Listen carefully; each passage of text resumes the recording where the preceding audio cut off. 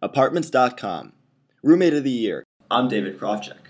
Throughout the year, I rescued goodies from the curbs of Brooklyn, New York before they are hauled off to the landfills and turned them into a profit. This is easier said than done, of course, especially with a roommate. Okay, David Kravchuk. Let's see, the words slovenly idiot come to mind. It was not long before I figured out the trash collection schedules for each neighborhood to ensure nothing was disposed of without one last look.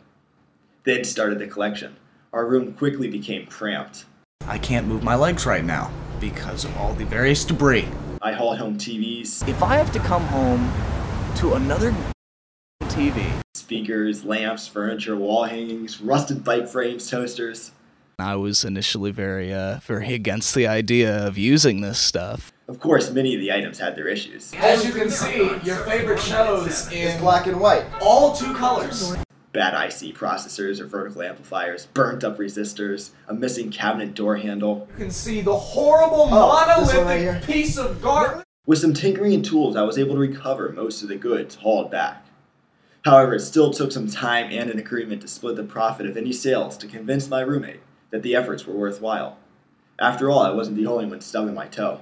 Everything in our room was assessed, fixed, priced, and then used until sold. All we paid was for our rent. We lived for free, essentially. Breakfast and dinners were not only cooked in found pots and pans, but also served on dishes that had once been put out for trash. All of our speakers were found, as well as the turntable that had once spun the records backwards at the wrong speed. There's something to be said about the collection that I started. David and I, we became best friends over these things. Despite the piles of parts, Because that's what it's like living with David Kravchuk.